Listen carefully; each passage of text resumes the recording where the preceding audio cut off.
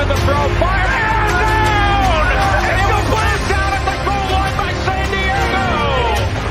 Tomlinson, off the left side, Tomlinson sidestep. Hello, history books. Think they have to now. Here's Sproles. Sproles inside the 10, inside the 5, and the Chargers win the game.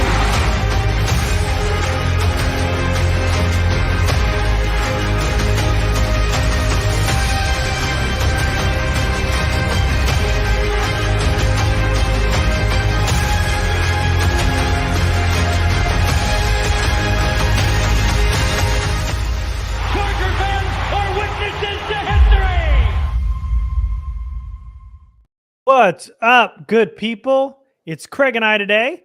No Jamie. Jamie's got prior commitments, so he's not here. But Craig and I will take your Twitter questions. We got questions from our Discord.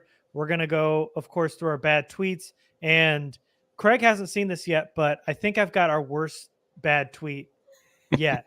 So of 3 weeks of bad tweets, this is, I think, the worst. And it comes in video form, so we get the visual as well. So we'll get to that a little bit later, so make sure to stick here for that. And, which we should have been doing from the beginning, and we haven't, but we will going forward, is predicting if the Chargers will win this coming week. And we'll even give a score prediction and what we feel about this game for week 3 in Minnesota.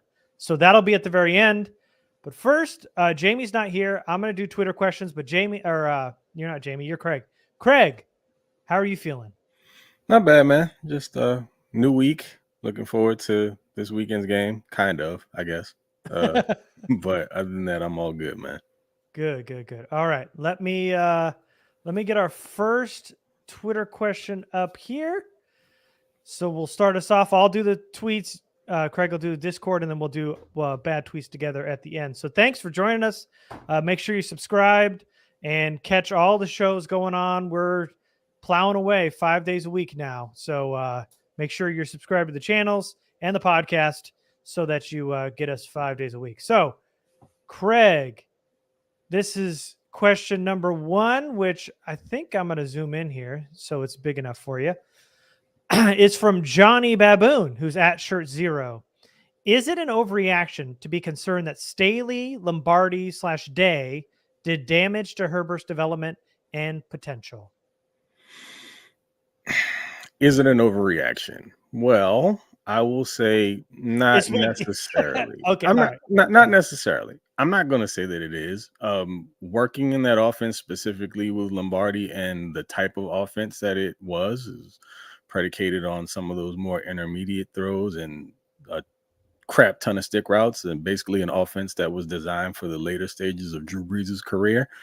I think it may have impeded upon his ability to grow as a quarterback. Some of that had to do with personnel, but a lot of that offensive scheme was not made to take care or not necessarily do what he does best, should I say. Now, as far as the other guys are concerned, I'm not sure that I think Staley really, I would say, arrested his development as a quarterback.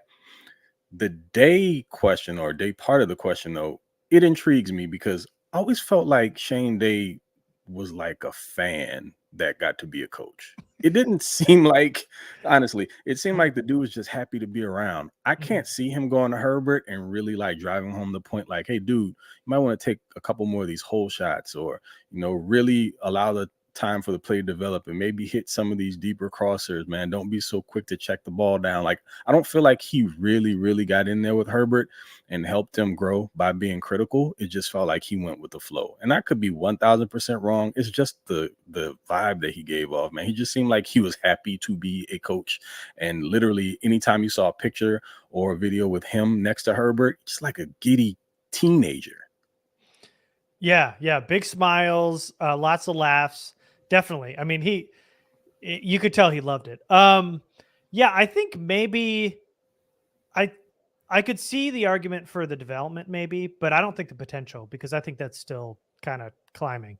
I think in a perfect world, you want your quarterback to have one offensive coordinator.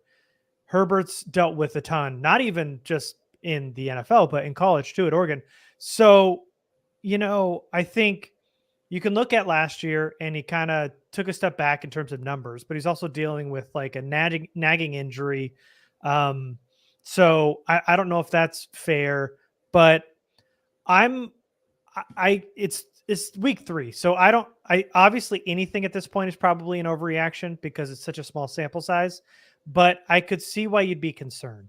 I don't think he's marred his development as much as maybe some might think. I think because Herbert has gone through this through his whole football career so far, I don't have a problem with how he's going to be developed. I think it's rare that a quarterback and offensive coordinator are a perfect fit and you get the absolute most out of your quarterback every single time. I mean, I don't think Staley Lombardi Day is like dragging Herbert down like everybody in Chicago is with Justin Fields. Mhm. But I could see why you would think they're not getting the most out of him. So I would think that's fair. But in terms of potential, no, I don't think, I think that's a gross overreaction. I don't think they're taking any of his potential out. Quite Yeah.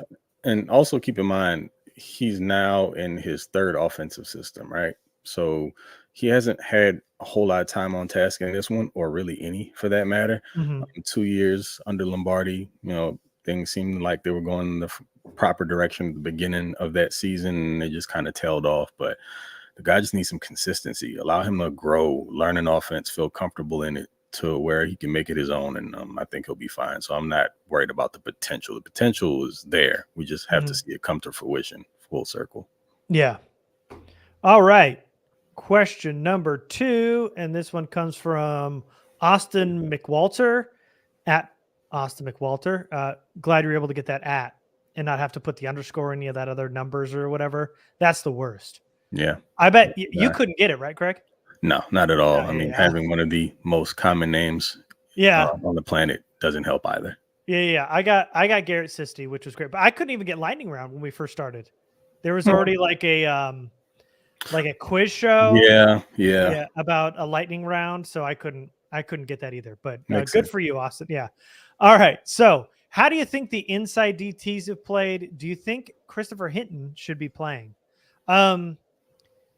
I don't know that they've been tested all that much. I mean, they've been pretty quiet. They gave up 129 yards to Derrick Henry and Tajay Spears, last week. I'm all over the place. But the interior defensive line isn't the defense's biggest issue. They also haven't been very good either. I would say, well, first of all, Christopher Hinton's injured. He did not practice today, as of today. So that's why he's not playing. But I also don't know that he would be a big boost to this defensive line. I think Tito can help when he comes back, but I don't know that Christopher Hinton really helps boost this group much at all. Though I've been quietly not loving Nick Williams' game all that much these first 2 weeks. I don't know. During these rewatches, it feels like he's been a liability for sure, getting pushed around a little bit. So if he could be better than Nick Williams, maybe, but he's hurt right now. So in terms of how I feel like the inside defensive tackles have done, Morgan Fox, I mean, he flashed a ton last game, not just his sack, but he was very disruptive against Tennessee. He was pretty quiet in game 1, but and Sebastian Joseph Day has done like some of the dirty work, but not really the explosive plays that we're kind of used to getting from game to game basis. So I'd say they've been fine, quiet. They're obviously not the leaky part of that defense for the Chargers, but they also haven't been an outstanding group either. I mean, that whole defense in particular hasn't been very good. Yeah. I guess that would be the wrong thing to say in this scenario, but they absolutely are not the creme de la creme of the defense. But then again, what is? Yeah. I guess you maybe could. This is weird. You could make the case for Kenneth Murray last week, which I never thought I'd say in life. So not on the bingo card. But as far as those guys go, I mean, it's kind of up and down play. Again, they haven't been tested, like you said, that much to this point through 2 weeks. Where I think they're lacking, though, is as interior pass rushers. And I think maybe that's where the Hinton question comes into play. I believe they were looking at him as someone that may be developing to play more of that role. Morgan Fox can kick in there. on passing downs and do that a bit, but he's not going to be a base, defensive tackle. The issue kind of comes in scenarios like this week where you find out a little bit more about him, because I think it's going to be key that the Chargers get interior pass rush against Kirk Cousins. And I just don't see it happening with Johnson and Sebastian Joseph Day alone. And yeah, of course, Morgan Fox is probably going to get some work as well in there and maybe apply some pressure on the interior. But against the run, I think they've been okay. But when you're talking about guys that can create pressure from the inside, even like collapse pockets from the interior, push centers and guards back in the quarterback's laps, they haven't really been those guys. So I think they've just been average to right around there so far through 2 games, but nothing to write home about. Yeah. All right. Here, let's take one from the chat real quick. TJ, when Staley and Telesco are gone next year, do you think the next GM is going to flip this roster on its head? Well, here's the thing, TJ, and I'm not sure how much of the lightning round you've been around for, but John Spanos is still going to be in town. And if Johnny Boy ain't going anywhere, I don't think it matters who the next GM is, because Johnny's involved in this decision making, and hopefully, potentially, the next GM can come in and maybe keep his balls, not have them, in Johnny's pocket for the duration of his career. So let's just say that's what's going to happen in this event. They do hire a new GM, and he is able to, serve his role without having to look over his shoulder every day. I'm not necessarily going to say they're going to flip the roster. I think they're just going to take some positions that may not have been treated with as much care as the Chargers, or importance as the Chargers have shown or not shown throughout the years, and probably make those priorities. So you may see some interior defensive line changes, maybe some changes at the linebacker position. Other than that, I mean, flipping the roster, I don't think is a necessary thing. They've got great skill players, well, very good skilled players in certain areas and good skilled players in others, but flipping it on its head, I don't foresee. I just think that they'll continue to pay more attention to the areas that the Chargers have been lacking in, that I personally think have been their Achilles heel. And you just mentioned defensive line and interior. I think they'll start there. Yeah, the roster's going to look very different next year, but I don't think it's going to be because of the GM. Well, it's not going to be. They've got Khalil Mack tied up in a ton of money next year. They've got Mike Williams tied up in a ton of money. They've got Keenan Allen tied up in a ton of money.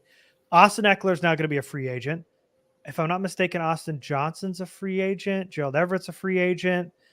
I don't know about Austin Johnson. Definitely Gerald Everett. So there's a lot of players who – J.C. Jackson seems like his contract's turning into a pumpkin here. So it's not because the GM is going to come in and have some balls and – slam his fist on the table and be like, get rid of these dudes. It's more like they're going to have to start, getting rid of some of that dead weight in terms of, Isaac mentioned it too. Michael Davis can be free agent too. Yeah. So this roster is going to have a different look, but it's not because, some magical GM is going to come in and wave a wand and have all the dead weight gone. It's because there's a ton of money and they're going to have to start cutting weight next offseason. So, yeah.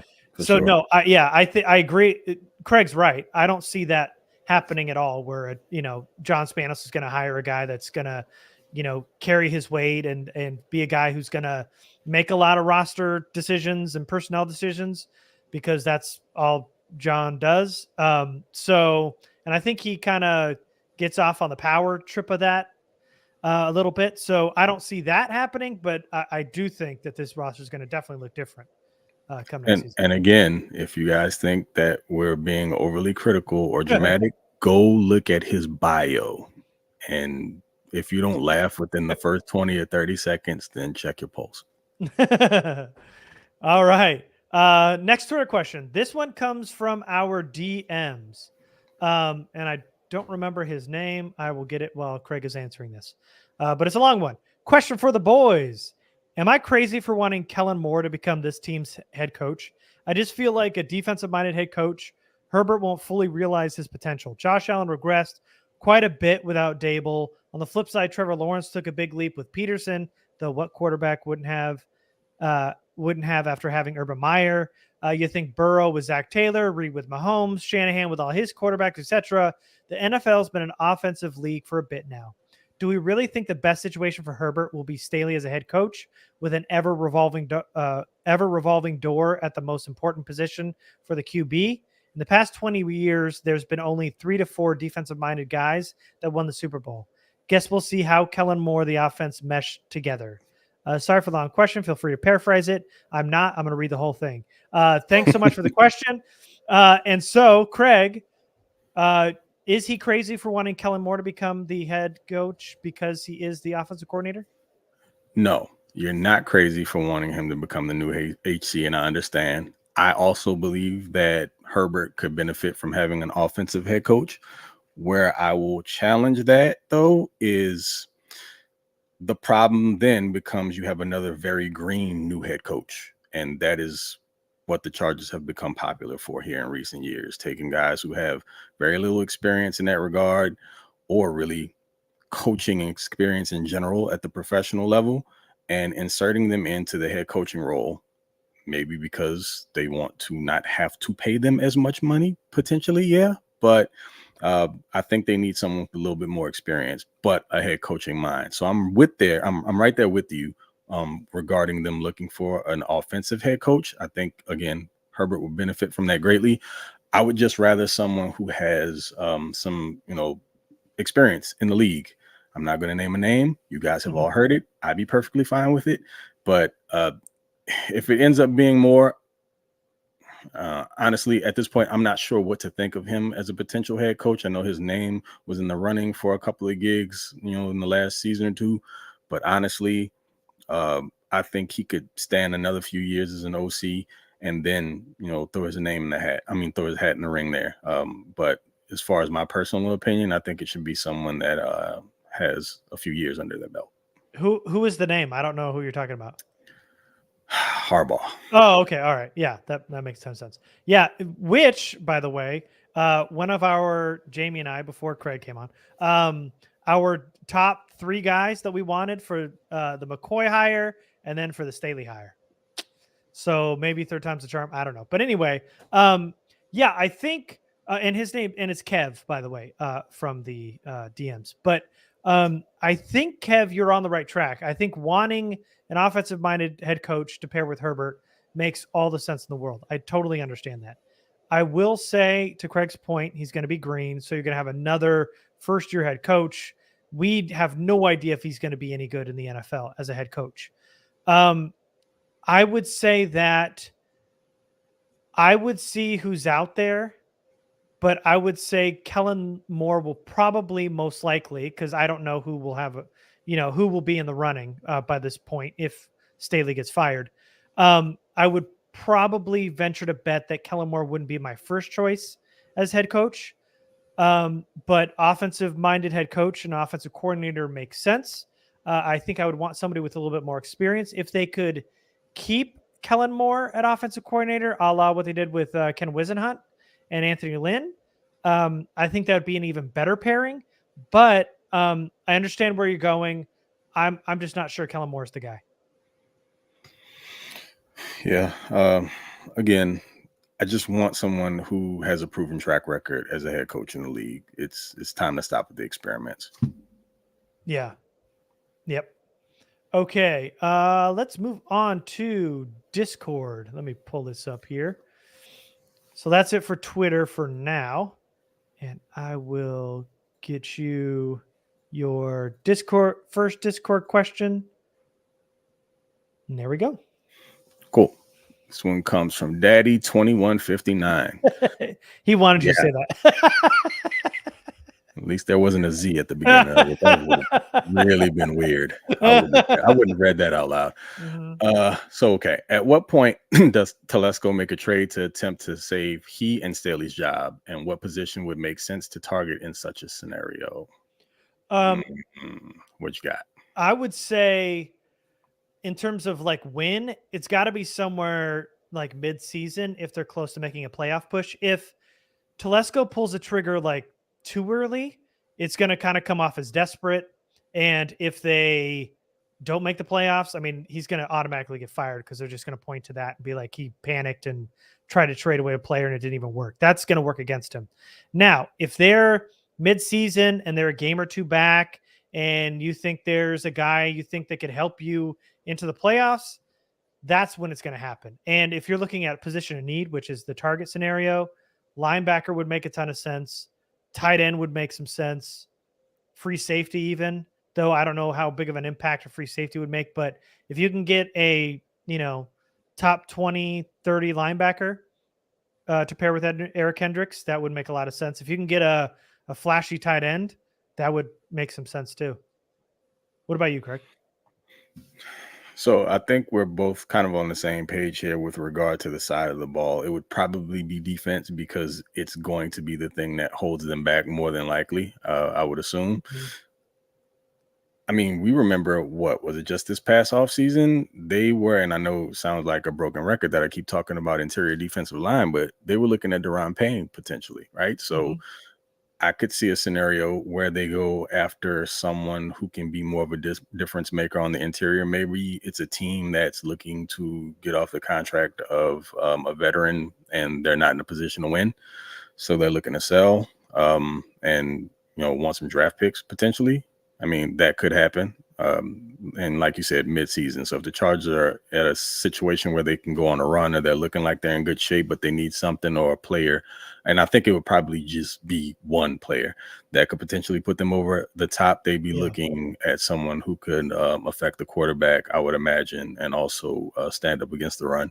I think Payne actually, did he get franchised or did he sign? No, he signed a new contract. Okay, yeah, couldn't remember. But someone like that, we'll see how things work out with JT Woods. Alohi Gilman's just been there for the most part. And I think they'll give Woods a shot. He'll probably start working in here a bit because of his athleticism as we move down the line. But if for some reason that didn't work out, probably a safety. So interior defensive line or safety would be the two positions that I'd keep my eyes on. What about this, which just came to me? I have no reason to back this up, but just a flashy signing that I think if they were looking to get some more offensive firepower, what if they go to Atlanta and say, listen, you got this young tight end, Kyle Pitts, and he had a great first year. This is his third year. You don't know how to use him. He has not been effective. He's, you're not going to pay him. You sell high on him. What do you think about that? That feels like something that could move the needle. I mean, I personally would love, I would love a guy like Kyle Pitts in here because, as you're mentioning, you're talking about guys that are probably not going to be back after this year. Everett walks. What are you looking at then? I mean, you still have Parham still on for another year, I believe, and then you got Stone Smart after him and Trey McKitty. I doubt you want to be leaning on those three guys. I could absolutely see something like that. And I would kind of that TJ Hawkinson last year with the Vikings. For sure. And I know that they could make use of him in this offense, particularly for what he does well. And then talking about the vertical passing game, he would be a menace in the seam in the middle of the field and threatening defenses that way. So sign me up. Yeah, Arthur Smith has no idea what to do with him at all. At all. And Desmond Ritter's not, a guy that you would probably want to roll out every Sunday with as your quarterback. So probably has a little bit to do with it. Yeah. Okay. All right. Number 2. All right. So Russ 99. Cornerbacks are getting beat downfield, but sometimes they do get beat. So how much of a fall off has it been from Nas to Gilman? And why didn't they bring in a safety to compete in camp? Oh, Russ. Good question, right, Craig? Are you trying to gaslight me? Oh, God. All right. So as far as cornerbacks being beat, I think you're right. Asante Samuel Jr. just played the ball, the receiver and the ball all wrong when he got beat for that 70-yarder last week. And I mean, we've seen Michael Davis get beat on a couple of big balls too here. And oh, wow, that was inappropriate. Back-to-back weeks.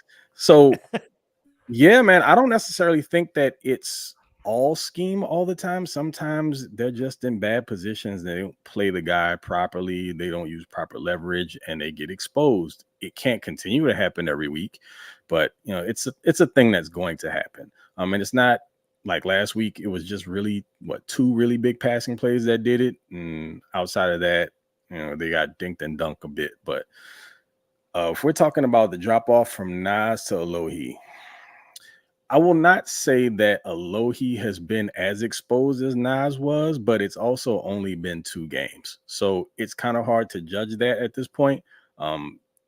Again, I think Gilman is a little bit more technique sound than Nas was. Nas kind of leaned on his athleticism, or, he made some late reads and thought he could make up with it. He's not the fastest guy in the world, but he was rangy.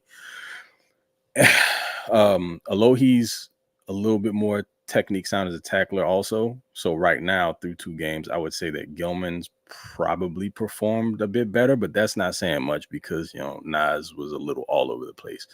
As far as why they didn't bring another safety in the camp, I can't answer that. That I'll speak for myself. I was all on the John Johnson train. I thought they should have brought him in a year prior, but it just seems like they have their guys, and they spent the pick that they spent on JT Woods, and they felt like that he needed to develop this offseason, and they probably didn't want to, I guess, push him down the bench behind another safety.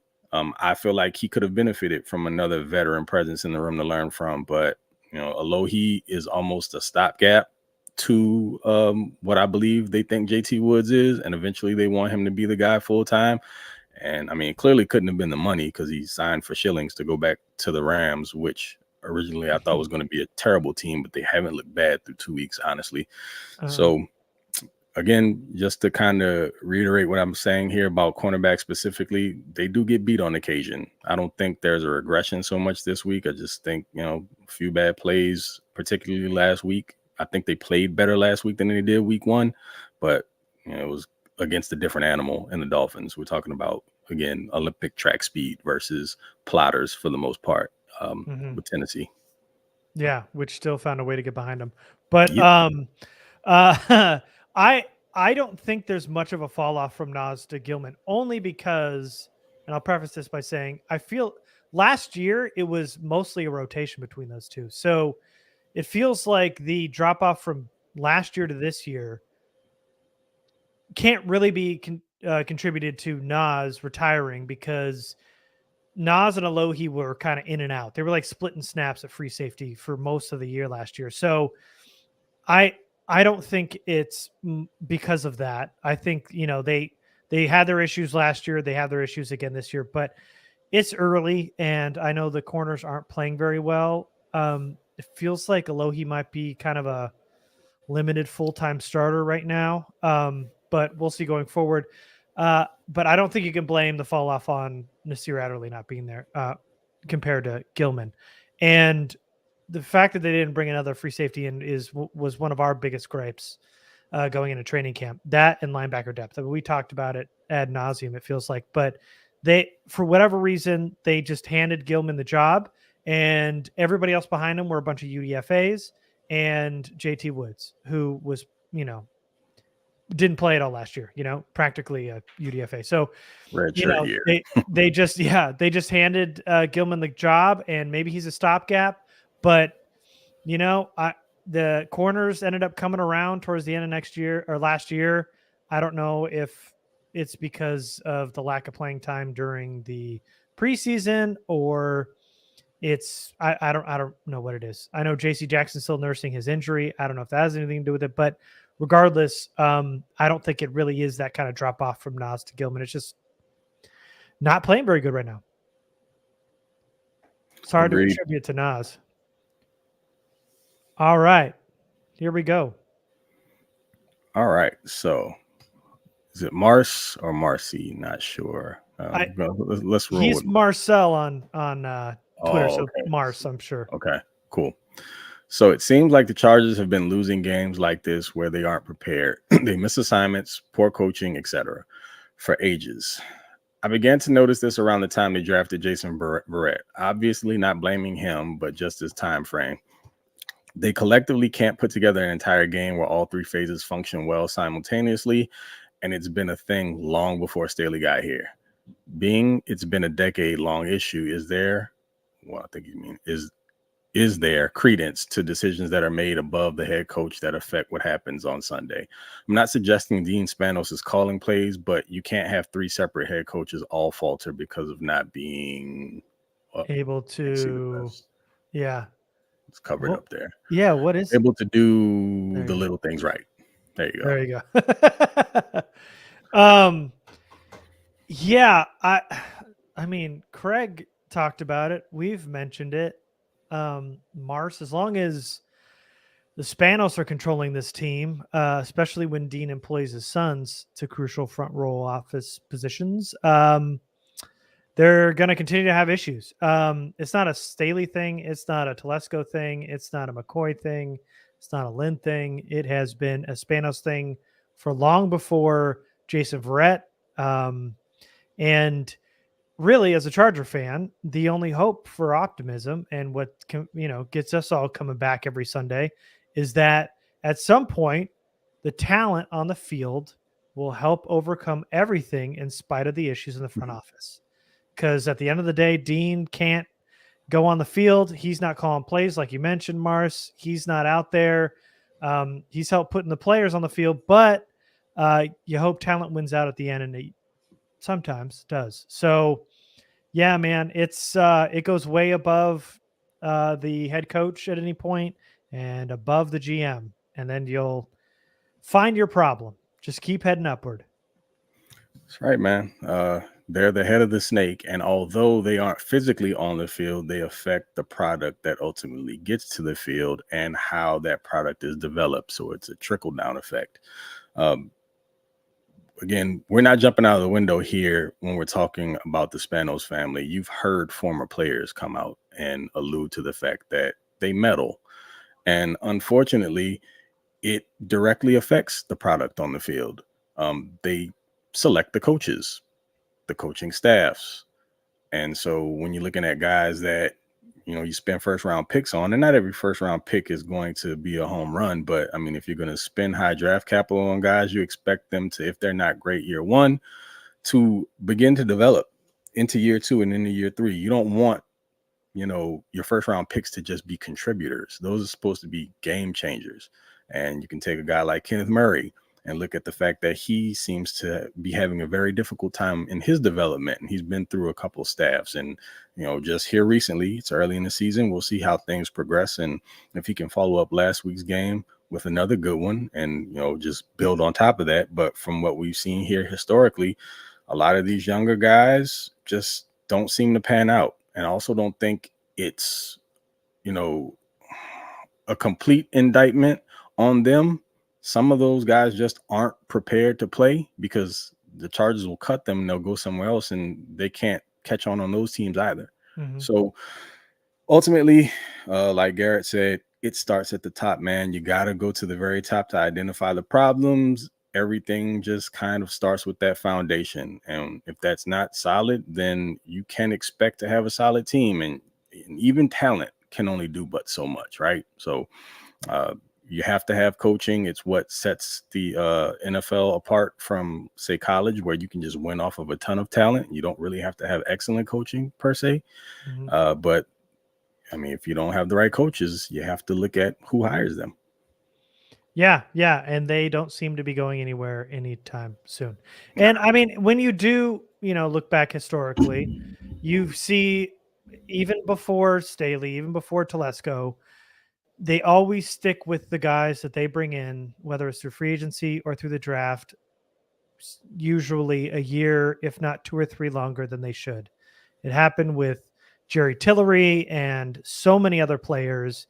And that is obviously not just a Staley thing that we're saying now with Gilman, or you could even argue Murray, but it's happened way before Staley. And and that's because the guys who help select these players want to be routed about the players that they selected and or signed in free agency.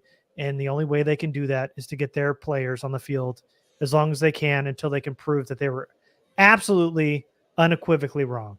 And so, again, it starts at the top, and I know that it's hard being a Charger fan as it is, especially when they moved and everything else in between with no fans and everything else and not winning a championship. But eventually you just hope that the talent will win out and we can all celebrate that win, and when we can all we can all just say they won in spite of all that. Look through all the changes. There is but one common denominator, and there you will find your answer. Yep. All right. Number 4. Is the Minnesota game, make or break for Staley as head coach if we lose? Probably not. I think, of course, they want Staley to succeed. He's their guy. They picked him over Daboll, and they want him to come in as their young guy who they can keep relatively cheap for the time being and maybe relate to players a little bit better. I don't know what the rationale was behind the signing, honestly, but I'm assuming a bunch of that played a part.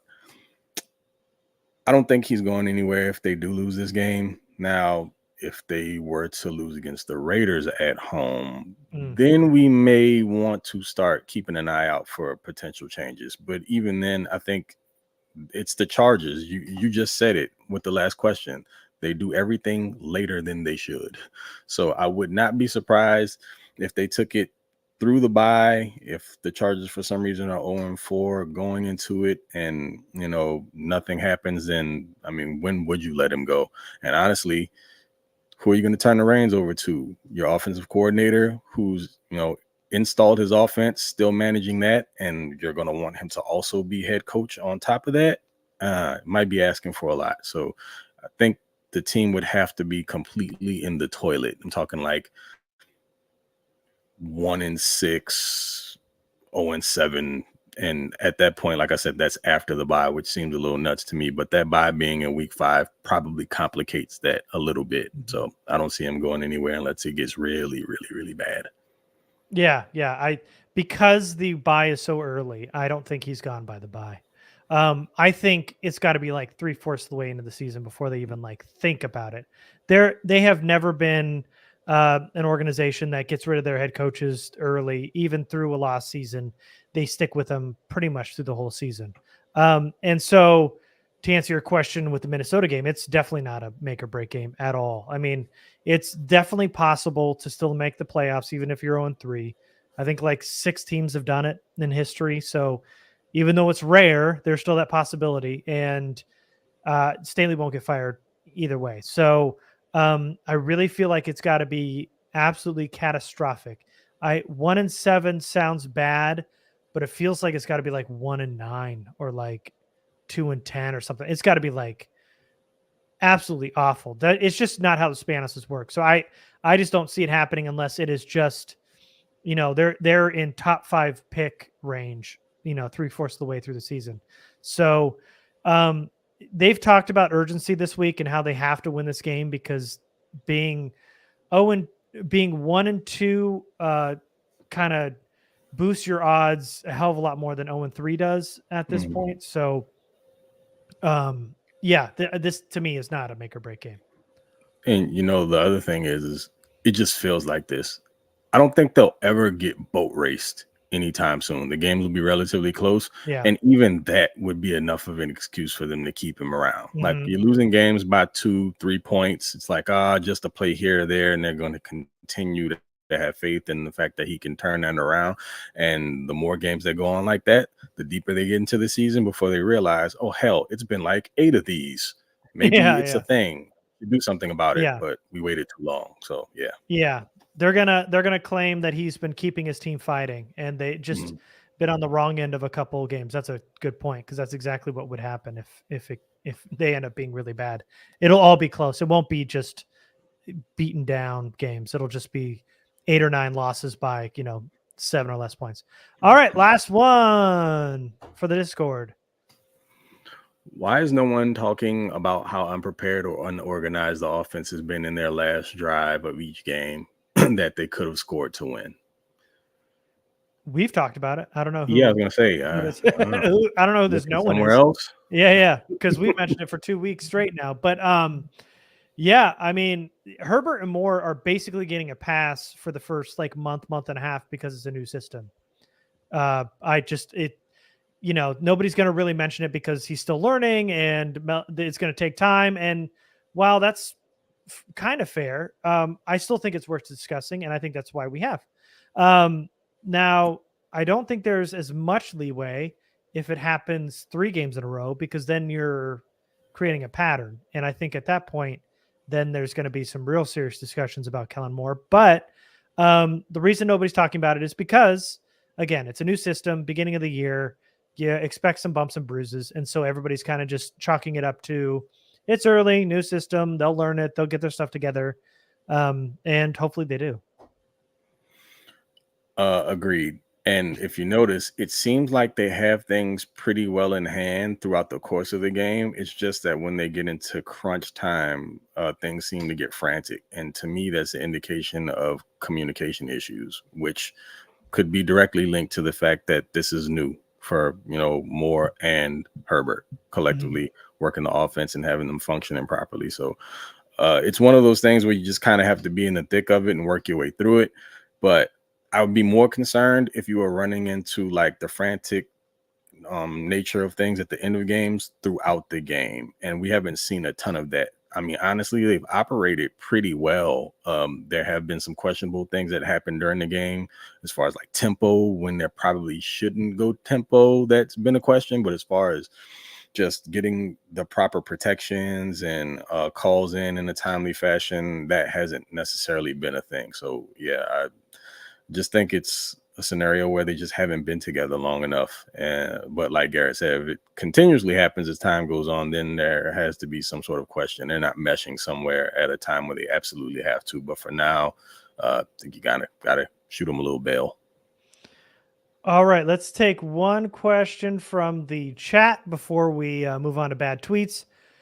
This is from Hannon Dairy, which you seem new here. I don't think I've seen you before, so welcome. His question: the only way to change the culture, winning close games or games we should win, is to hire an alpha coach such as Jim Harbaugh, and not a wannabe Make-A-Wish for head coach Staley. Not a great use of the word there, but what do you think? I don't disagree. Jim Harbaugh is number 1 on my list right now. But the problem there is Jim, he's a dominating guy. He's an alpha. And that may not jive all that well with good old John Spanos. So I could see a clash there. He would have to be willing to take a step back, not Harbaugh, but Spanos, and allow Jim to kind of run the show. Give it to the proven guy, not the dude who, just takes credit for what other people accomplish and seems to not know very much about football. Just look at that dude. He never even played a down. I could be wrong, but he just has that look to him. Anyway, judgmental. Yeah. I want someone like that. But the reality is, again, Spanos' name keeps coming up because it's a very real thing. And they would essentially have to be willing to get out of the way and let the football people be football people. So until that happens, we're just making a wish. Yeah. And if Harbaugh comes back to the NFL, he's going to want there's going to be some stipulations with it. He's not going to just come in and coach and let John and Dean hire the offensive coordinator, defensive coordinator. He's probably bringing a staff wanting, he's going to, not favors, but, he's going to want just a piece of the action. Mm-hmm. And I just don't feel like anybody in this organization at the top is willing to kind of give it up at this point. I would love Jim Harbaugh again. He was in our top 3 to 5 the last 3 hiring cycles with Staley, and hasn't worked out. I'm sure he will in a 4th. I said 3rd earlier. I'm just realizing it would be the 4th because McCoy, Lynn, and Staley. Yeah. Was it? Yeah. Anyway. Yeah. Obviously you'd hope that at some point they get out of their own way and just let the, like Craig said, football people be the football people.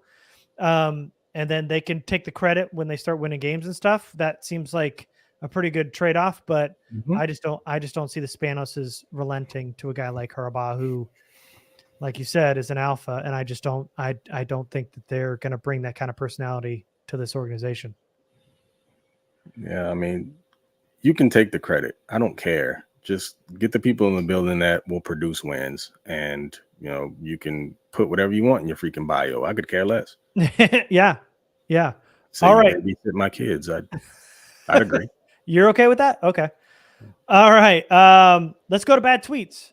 Okay, I've got 2 bad tweets, and then I've got a video, which is, I think, the worst bad tweet we've got so far. So first off, here we go. It's time to bolt up, Craig. 15-2, still on the table. Lightning bolt, lightning bolt, lightning bolt. Hashtag optimism. Now, is this optimism or just plain ignorance? You tell me what this is, because this Trolling. is a form of yeah. Okay. All right. It looks like trolling to me. If this is a serious tweet, then like people like this, I want to follow you around in your life. A day in your life. I want to see how you operate when things don't go great. And again, well, I'm sorry, from a distance. I don't want you knowing that I'm telling you, because you won't be authentic then. If you live your life this way, then okay, great. I get it. But this just feels like a troll, because most people, I don't know, I guess anyone who actually really follows the game and believes and watches this team, specifically this team, would know better. 15-2. Yeah, that though I would bet money on the fact that this isn't trolling. And this is a form of homerism that crosses that whole optimism line. This is just a tweet for likes and retweets. This is just for the action. That's all this is. This is Twitter not, or X is not a real place, people. Yeah, I know. Don't get your satisfaction from the internet. 15-2 is still on the table. Okay. All right. All right. Next up. I don't know how fans can talk so much garbage about their team and be so negative all the time. If you guys are going to say this now, don't be crawling back when we turn it around. I'm not losing any hope, but if you guys want to jump ship, then do it. But I'm here to stay. It is how I feel like he wrote that. Like a little kid. Gatekeeping. Yeah. Love it. It's the best. Because apparently you shouldn't be able to be critical. You can't be objective. Apparently that's being negative. Yeah. And that is the new definition of negativity. You can't have an objective opinion or criticisms. Just got to grin and bear it through it all, regardless as to how long you've been dealing with it. You just have to pretend like all is well. And again, classic, house is burning and you clearly don't care. You know the meme, sitting down, bear sitting in the kitchen, drinking a cup of coffee. Is that a bear? I thought it was a dog. Was it a dog? Whatever it is. Anyway, I know. Man, yeah, everything now. But yeah, I mean, everything's fine. Why worry about it? Yeah, that's perfectly fine. All good. Just no, man. If you care about something, I've said this before, if you care about something, you have the right to be critical of it, because if you're not, do you actually care? You're just going to take whatever it gives you? No. And yeah, man, this just feels like more internet banter. People say the things that they think other people want to hear, and it puts them in a different regard, or they're taking the high road, or morally they're just, they probably are very, very judgmental, which I hate in general. But no, man, we're going to talk about the team. We cover the team. We care about the team. Even if you're just a fan of the team and you don't do a pod or anything else with regard to it, you just care, then you have the right to be critical. The end. Yeah. Anybody policing fans is going to land themselves on this bad tweet segment. This kind of like gatekeeping and policing is just the worst type of fan. To be so blind that you can't criticize a team when it's warranted is some like gross form of bootlicking that I just want no part of. Like I don't even want to be a part of this type of fandom at all. These people want it one way. There is such a thing. No, I'm sorry. Oh, okay. No, I was just gonna say, I mean, it feels like they want it one way, and the Chargers, and that's the Chargers way, and that doesn't matter how bad they are to you or they are as a team. I mean, I am all for optimism, like the last person that tweeted here, but I am not going to let it blind the truth. And everybody gets to say and voice their own opinion. And those who are gatekeeping and policing other fans are just, again, the worst. Yo, toxic positivity is a real thing, man. You're not a robot. You're a human being with emotions. You're allowed to feel things other than happiness. This is some Stepford Wives crap. Okay, well, on that note, Craig, I'm going to show you a video, and everybody else watching. Thanks for watching, by the way. This video, I don't know if this happened after the Dolphins game, but it comes from a Dolphins podcast. Yeah. And we know Dolphins fans, so this isn't a surprise to anybody, but because they've been rough all off season after week 1. But this video here is just something else. So for the first time, Craig, listen to these two. And there's like 7 guys on this podcast, by the way. Too many guys. There's only 2 that are saying something, but one guy says something and the other guy backs him up. So we'll talk about those 2 who have this wild ass idea. All right, here we go.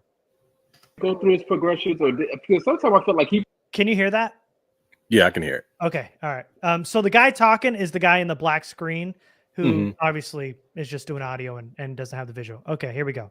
I'm sorry to interrupt, guys, but did he really go through his progressions, because sometimes I feel like he pretended to go through his progressions? He did. I saw him get to 3 and 4. He went through his progressions. Nikki, this is the thing. Is his progressions from 1 to 3, from short to long, or from long to short? I'm on Bond's side here. I have a little theory, and I'm a little concerned that he was fake going through his progressions as well, and just snapping his head and knew where he was going with the ball. That's just my opinion. Faking progressions. No, This is about Justin Herbert, by the way. I thought they mentioned his name, but they're talking about Justin Herbert faking his progressions. Let me finish the video. Wild. That's actually a wild take. But hold on. But the reason why I say that, there was receivers that came open and he didn't pull the trigger. I'm gonna go with right now. In my opinion, I think some of the times he was just snapping his head around over the areas, and he knew where he was going with the ball the whole time, because he had many guys breaking open, like he just said, that he wasn't finding, because he was predetermining where he was going with the ball pre-snap. I can't let that slide. I can't let that slide. I'm gonna pull the film up. Yeah. I'm pulling the film up. I can't let that slide. These guys, these podcasters are saying that Justin Herbert fakes his progressions. He doesn't go through his progressions. He just knows where he's going to go with the ball and throw it. Have you ever heard anything as mind-numbingly dumb and unequivocally false as this take right here? I've heard plenty of dumb things, honestly. This is going to be right up there in the blue chip tier.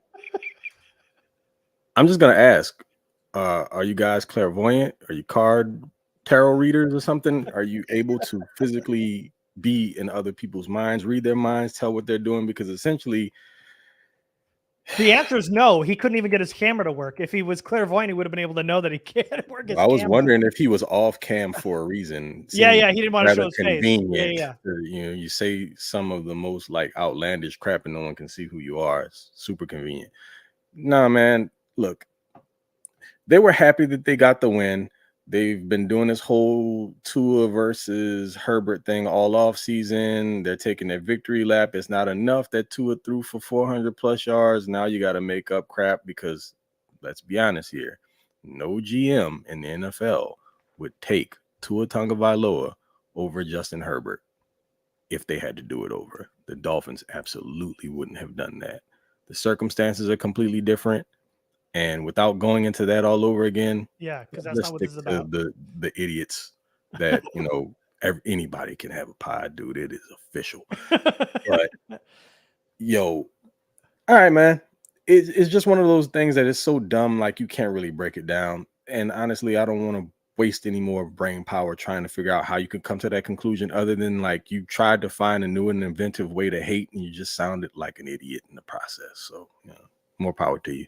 Fake progressions is not a thing. That is a made up concept and a made up word. You either go through your progressions or you don't. You can't fake progressions. You can't have success at any level, not even at the peewee level, by just deciding where you're going to go with the football and throwing it every time to the guy you want to throw it to. That is not how football works. Go ahead. Sorry. Essentially, what he's saying is the guy who has the most touchdown passes in the first 3 years of their career was somehow he managed to throw all those touchdowns going to what? His first read? Like, you're going into the play knowing what the initial read is, and you're just pretending like you're scanning through the other ones, but you're definitely going to that first one no matter what, because your first read's always open. It would be to the tune of however many touchdowns he's thrown in the first 3 years. Makes perfect sense. I could understand completely how someone could be offensive rookie of the year playing in the National Football League, only going to their first read. Yeah. And I really want to hit home that Herbert did not just let guys get open and not throw it, especially not multiple times. That is a lie. And they are just making things up. That's what I saw on tape. That's not, I went back and studied. That's when they were like, we're going to go back to the tape, all that talk towards the end of there. They do not know what they are watching. And that is clear. And I'm not a guy that's like, go watch the tape and I know more than you. But for somebody who watches football, and I'm sure those guys watch football too. We watch Herbert obviously more than they do because we watch Chargers. They watch Tua more than us. That's fine. But you can't, I'm going to leave those other guys out, but fake progressions is a made up word. That doesn't belong in the football world. That doesn't exist in the game of football, especially not for a successful quarterback like Justin Herbert. Justin Herbert does not have like a cheat code at wide receiver like Justin Jefferson, where he can just go and know that he's going to be wide open every time and go to his first read. He has to earn his throws. That's why we constantly see Herbert layer all of his pass attempts. He does not have that kind of luxury. The Chargers don't have a receiving core like that. Herbert works through his progressions. Any dude who says that he is fake progression, making fake progressions, I would argue, or at least challenge those guys to show me where that happened. And I will absolutely walk all this back and issue an apology. There's no way, and I'm just speaking to those two guys, that you could look at something on tape and go like, he's faking his progressions. How would you possibly know that? How do you judge that? And how do you even come up with that kind of outcome in a football game? There's no way. That is made up. They are absolutely lying, and they do not know what they're watching.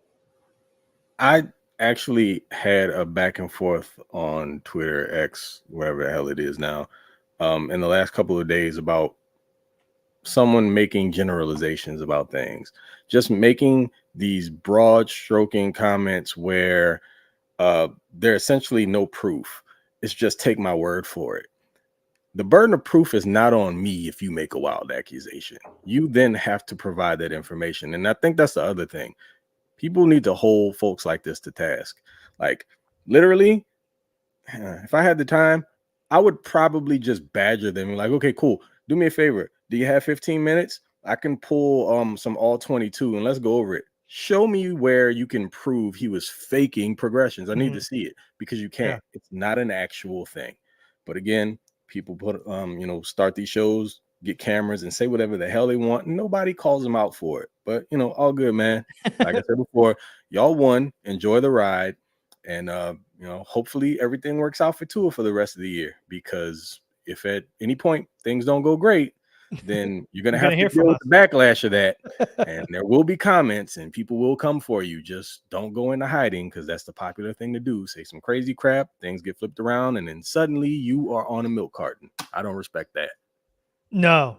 And I could guess who you're referring to on Chargers Twitter, but we could move past that. All right, so let's close this out. And by the way, nobody calls them out. We just did, Craig. That's why we got this segment. Civic duty. Yep. We're doing our duty here on Lightning Round Podcast. Okay, Craig, it's week 3. Chargers are 0-2. Minnesota Vikings 0-2. The Chargers have to travel to Minnesota, play the Vikings in the Dome. How do you see this game going? Do the Chargers win? And what is your score prediction? So the easy, I guess, prediction here is a shootout. It's what makes the most sense, but very rarely do the Chargers play games the way that you expect them to. I don't want to do the over analytical thing right now, so I'll just stick with the chalk. It will probably be a shootout. Justin Jefferson's probably still going to go off. They'll give up a bunch of passing yards. Cam Akers is there now, by the way, so they actually have a viable running back. I don't know how much of the game plan he'll be, if you want to call it that. Yeah. I digress. So I'm just going to say, and I don't have very much confidence in this, but man, I just can't imagine 0-3 right now. I don't want to deal with it until it's a real thing. So I'm picking the Chargers to win the game, but of course it's got to be a close game, a nail biter that we're all like literally on the edge of our seats having to deal with and probably taking years off of our lives in the process. Chargers 38, Vikings 35. Oh, damn. Real big shootout, because I got a shootout too. I'm saying 30-27 Chargers. It's going to be a Cameron Dicker field goal to win it. And that's why I had the 3-point. Yep, there it is. Same thing. Yep. Cameron Dicker to win. Yep, and Justin Jefferson will have over 200 yards, and Kirk Cousins will turn the ball over twice. And that's it. We got it. Chargers win. Craig and I called it. All right, guys. Thanks for tuning in. The TLR Roundtable. Join us next week, and make sure to join us at After Hours and catch I Got 5 on it tomorrow. Craig's going to release that. We appreciate you guys tuning in, and we will see you next time. Salute.